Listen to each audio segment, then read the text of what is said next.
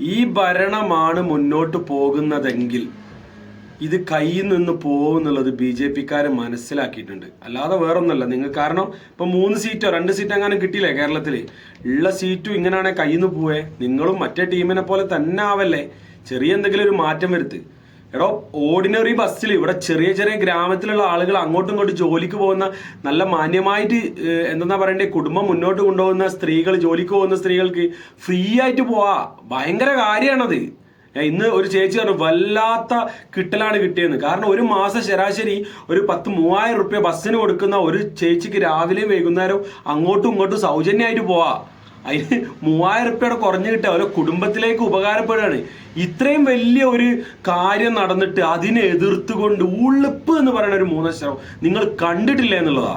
നിങ്ങൾ എന്താ ഇതുകൊണ്ട് ഉദ്ദേശിക്കുന്നത്? ഉള്ളിപ്പ് എന്ന് പറഞ്ഞ 3 അക്ഷരം നിങ്ങൾ കണ്ടിട്ടില്ലെങ്കിൽ ഒരു സ്ലൈറ്റ് എങ്ങാനും വാങ്ങിയിട്ടൊന്ന് എഴുതി പഠിക്കണം നിങ്ങളതിൽ. എന്നിട്ട് ഇതിന്റെ അടിയിൽ വന്നിട്ട് പ്രസംഗിക്കുക. എന്താ ബസ് യാത്ര, പിന്നെ എന്താ ചെയ്യേണ്ടി? എല്ലാ തരം ബസ്സിലും സൗജന്യമായിട്ട് കൊടുക്കണം. അങ്ങനെ ചെയ്താൽ ഇവര് മന്ദന്മാരായി.